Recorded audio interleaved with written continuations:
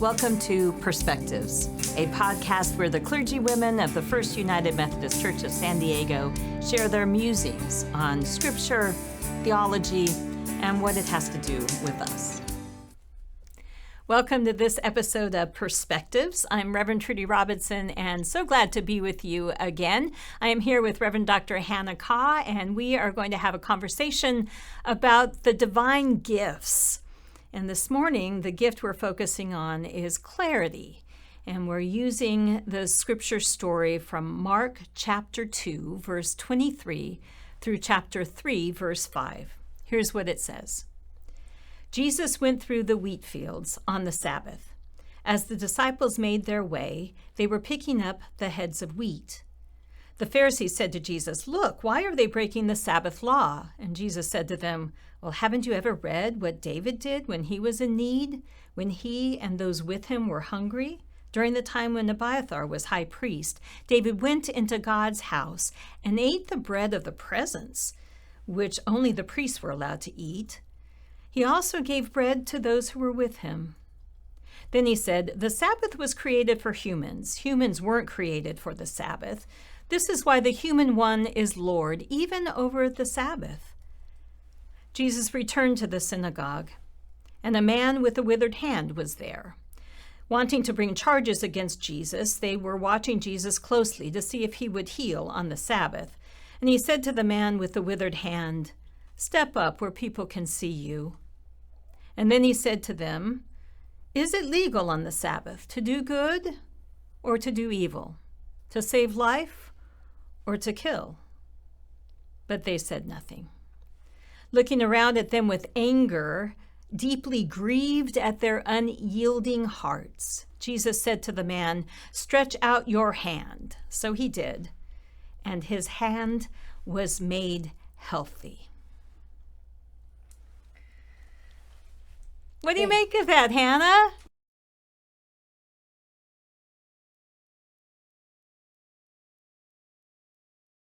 Closely interrelated on the issue of Sabbath. Yeah. One is happening out in the field, and the other one in the synagogue, which is the center of their religious education. And from hearing this story and reading this story again, I came to believe that Mark is a great artist, weaving stories together towards a way that he wants to make a point at the end. So here you go, Jesus and his disciples were traveling along, and that could be just as casual as us going to lunch. But people were already watching them, and they were under the scrutiny of others, and they're examining every little thing that they do along the way. And it's only into the third chapter of Mark, 70-some verses. And already they're plotting, or it's on their way to kill Jesus and toward the final episode of that story. This is the beginning of that episode and drama. And Mark wove the story in a way that gives us a little more clarity on the scripture. So that's. I love that you make the distinction about the one story being out in the fields and the other in the synagogue, and the thing that ties the stories together is the Sabbath, but even more than that is it's the overarching law that is to be implemented, and the Sabbath law is one of those, right? And it reminds me of the way in which Judaism is really about living life and how best to live life. And the law is that guide for that. And that life is to be lived both in the fields and in the synagogue, right? And the law is what guides all of that. These particular instances, though, are really, it's kind of hard to know what exactly is wrong here, right? And looking at the scripture itself, the first little chunk, the first story about the disciples picking up the heads of the wheat, they didn't do anything wrong per se, right? There's nothing illegal. They weren't stealing. Deuteronomy, right, part of the law, says that if you go into your neighbor's vineyard, and you may eat your fill of grapes, as many as you wish, but you shall not put any in a container. And if you go into your neighbor's standing grain, you may pluck the ears with your hand, but you shall not put a sickle to your neighbor's standing grain. So there was this sense of sharing. We remember the story of Ruth gleaning from the wheat fields. The disciples walking through and grabbing a little snack really isn't the issue. The issue, though, is that it was on the Sabbath. And we remember the story of manna in the wilderness, right? They were to collect a double portion so they wouldn't have to work on the Sabbath because that was prohibited. And so, the Pharisees are essentially saying, well, your disciples should have prepared a snack yesterday. Come on, Jesus, get with the program. Because right now, right now to the Pharisees, their behavior just seems to deliberately neglect the mandate to observe the Sabbath and to keep it holy. And so Jesus then brings up David as his excuse. This is a story found in 1 Samuel 21. And David was fleeing Saul. Saul was jealous of David, as it seemed that David had God's favor when Saul used to have God's favor, right? And it was clear that David would be the successor to Saul. There's just this dynamic where Saul was not happy with David. In fact, he made his intentions very clear that he was going to kill David. So David fled, and he and his party came to Nob and went into the house of God, and the only food that was present was the food that had been consecrated bread reserved for the priests, right? And essentially reserved for those who were uniquely called to serve God. And the priest gave David bread.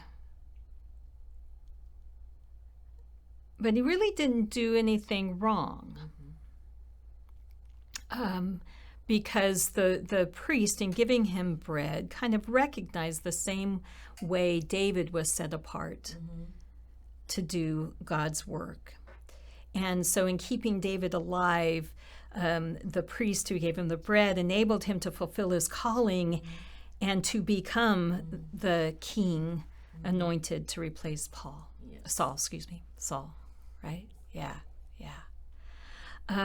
So in that first little story, Jesus is broadly making the case that sometimes certain demands of the law are rightly set aside in favor of pursuing greater values or meeting greater needs, especially when those greater needs promote a person's well-being and facilitate the arrival of divine blessings, right? That's the underlying thing. But then, there's a more specific argument at play here. We might not easily recognize it, but there are parallels you may have noticed, right? You got Saul, who's mad with David, and you got the Pharisees who are mad with Jesus, and Jesus clearly is saying it's okay to feed David. Why isn't it okay to feed me and my disciples, right? He is implying that his calling is comparable to David. Yes. And David's calling. Yes. And the Pharisees did not miss that and did not like that. Right? Yes. And so the problem really isn't that they did something on the Sabbath, and it isn't that they particularly broke any Sabbath law, because nobody there, at the end of the scripture reading, Jesus asks a question: is it okay to kill or to bring to life? Is it, those kinds of things? And nobody answered, and we think, well, shoot, they didn't like the answer. But I think the question really was a lot more complicated, and there is no easy answer, right? And I think that's part of what's at play here, because nobody thought that the Sabbath was made for man. Nobody thought that saving a life was less important than keeping Sabbath law. Nobody thought any of the things that are the easy straw men in this situation, right? Yes. and you just named it. There are a set of two parallels, and all of them are expertise on the scripture.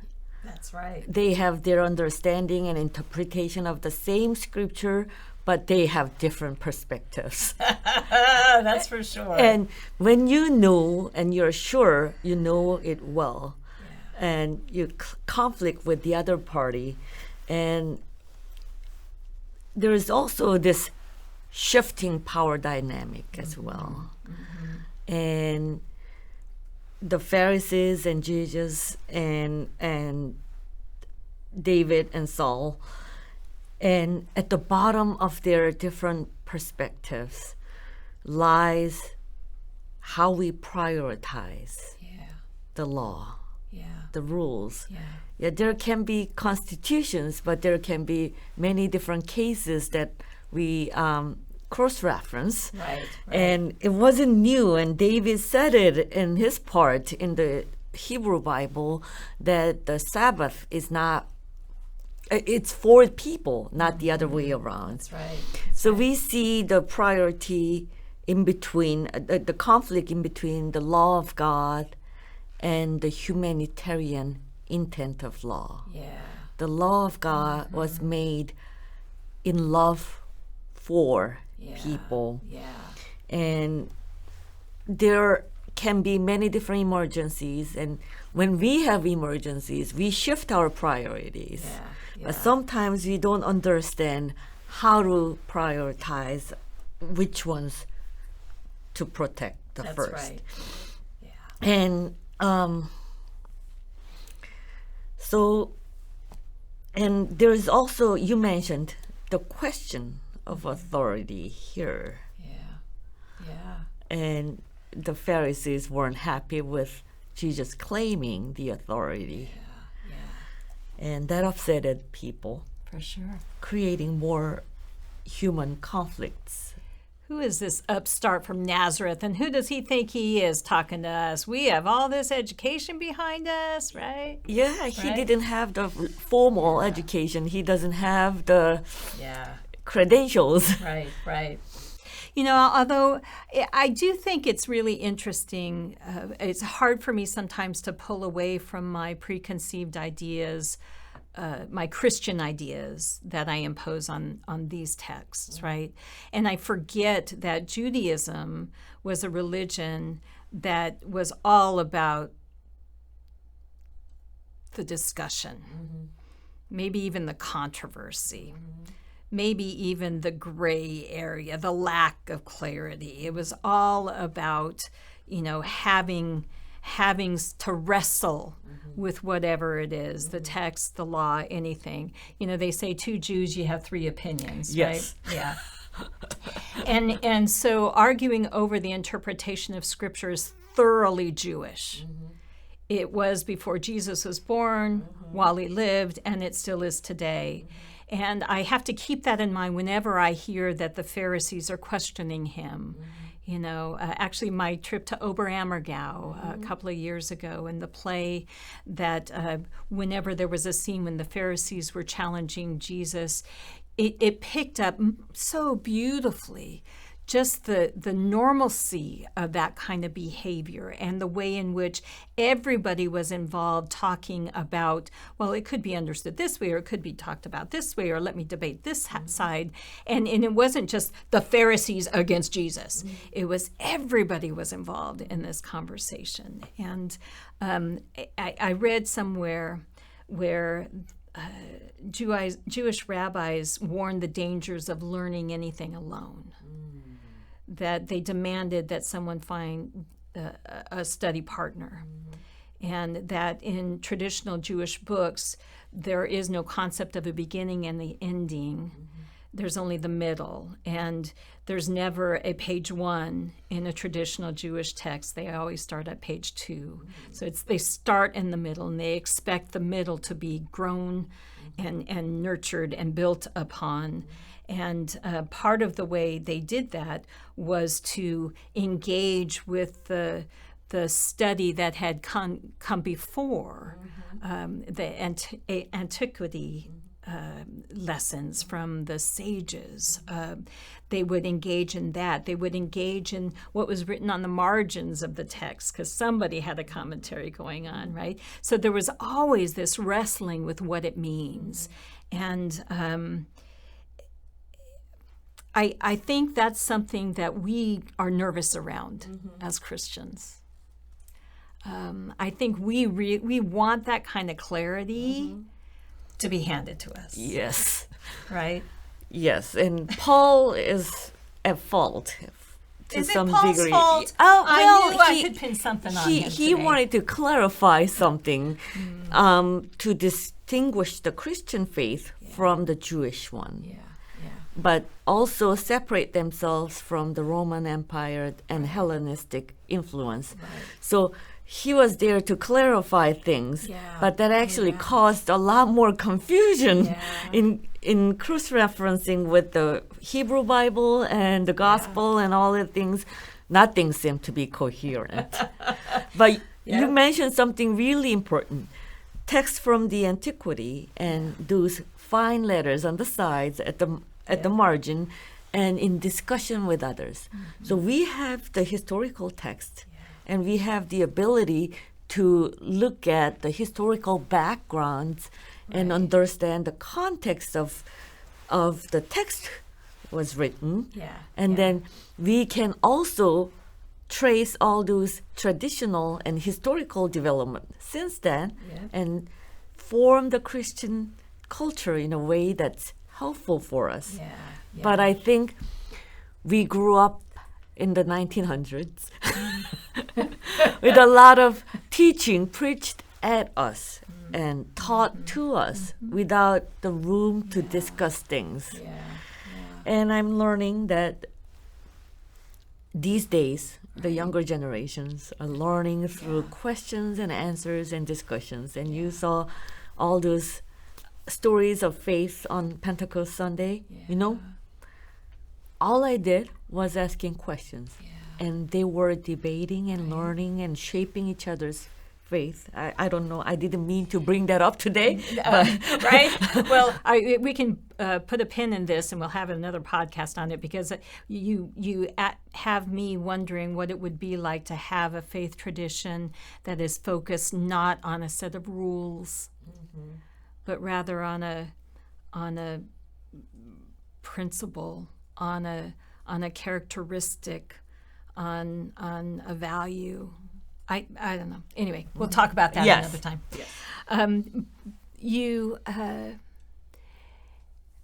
Here's a part of this story that I think that is important to pay attention to. I think we see evidence of this dynamic in the scripture. I think we can look and see evidence of this dynamic in our culture as well. And that is just essentially the law's ability to hide things, right? Judaism, there are 613 laws in the Torah, but there are really 2,000 laws that are built upon the 613 because of the Jewish desire to keep those laws so holy that they, as they say, build a fence around the law so that you don't even come close to getting to touch or to dishonor the law. You've got a fence around there, and if one fence wasn't good enough, then there was another, and then there was another, and pretty soon you got 2,000 laws that will keep you from ever getting to that one commandment that you should never break, right? But I think laws have a way of doing that. We don't always understand what's the intent of the law. Where does that come from? What's the problem it's trying to solve? Does the problem even still exist? Yes, it's always important to look at the intentions behind the laws. And I think some of those law lovers, the people who love the laws, they're not wrong. They want to make sure, and they grasp, they go for certainty, but might be losing clarity on how these laws came to exist. Right. And what's their relationship with our human lives, Yeah. not only within the religious communities, but also in our everyday life. Yeah. What does that mean for us? So, And some of the laws that I know we can now look at with a 21st century mindset, a little bit more understanding of different perspectives, right? We can see a law and see the way in which it is partial to some people and not others, right? And whether or not that's intentional at its origin is another conversation, but whether or not it should still be that way is the conversation we should be having, right? Yes. But when you first look at it and you think, oh, I have to fill out these forms in order to get food stamps, or whatever that might be, right? That should be the way to go. Never mind that college-educated people can't get past page 2 of a 50-page document because it's just so ridiculously overblown. Yes. That's kind of what I mean in terms of the idea that sometimes the laws, the bureaucracy, the process, the laws institutionalize things that shouldn't be. And that partiality is one of them. Yes. And you just brought this important aspect of institution and institutionalization of things. Yeah. Sometimes we tend to create and foster a culture of creating institutional laws. Yeah. And there's a tension between that and the core principle. And how do we reconcile these? Yeah. Can be found in conversations like this. And in if I can dare a little bit, in an institutionalized church, we have certain expectations. We expect people to be there on Sundays, and worshiping God seems to be the most important part of the institution and how we maintain that. But how do we, let me backtrack a little bit. Who are those people who may not even be able to attend worship on Sundays due to their 2 jobs and 3 jobs and whatever financial situations they're in? And as a person who always wears the nicest clothes to church on Sundays, I always feel guilty at the same time. What dress codes are we setting by doing so? I know we want to be nice. We want to dress nice, but that became a part of the institutional culture. I don't know if you wanted to go into that direction, but you just popped that sidetrack my brain. So again, it would be interesting to think about a faith that is really centered around something so different than all those expectations or following the laws. I do want to come back to the second healing in this scripture. This is the one with the man with the withered hand, right? So we can assume, I think, that this wasn't a new injury, that his hand was probably like that the day before the Sabbath, and presumably it would be like that the day after the Sabbath. So then why did he need to heal on that Sabbath, right? But Jesus said to the man, "Step up where people can see you." I gotta love Jesus for that one. That's a throwdown right there. Jesus is looking straight at the Pharisees and he's just daring them, He's making a point. He is making a point. Stand up where people can see you. Come on now. Like Reverend Trudy Robinson. Right? And the Pharisees are like, "Don't you dare." And Jesus is like, "Watch me," This is Jesus. And he heals the man, right? But with the healing, it meant that this man had recovered his ability to use his hand. recovered his ability to labor, to hold a job, to get a paycheck, to provide for his family, to regain a sense of dignity, and to be closer to wholeness. The man with the withered hand might wait until after the Sabbath. But for Jesus, that was not acceptable. Because giving someone dignity, bringing someone closer to wholeness, giving someone new life, having a foretaste of resurrection, those things can't wait, nor should they. Yes. So bringing wholeness to life and giving dignity back to people who didn't have the luxury of having it is a foretaste of the reign of God. Amen. And Mark was setting this up, that Jesus came to proclaim the reign of God is here with us. And that's why it was important to do that on the Sabbath, which was designed to bring restoration to people, to bring people back to wholeness. Absolutely. And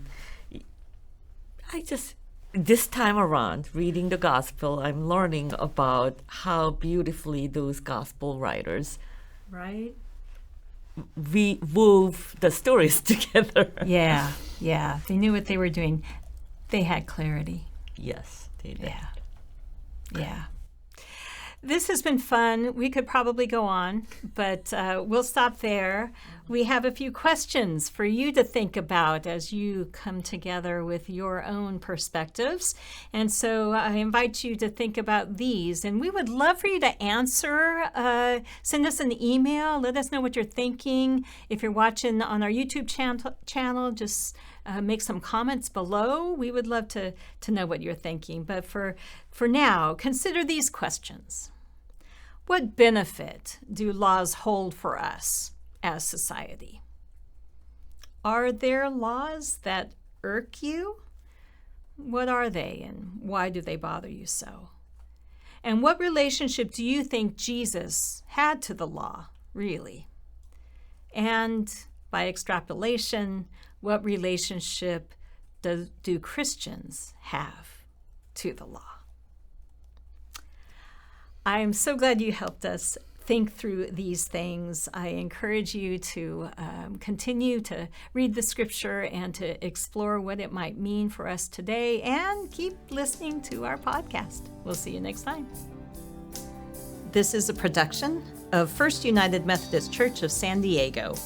To learn more about our events and ministries and to access additional learning resources, visit FUMCSD.org.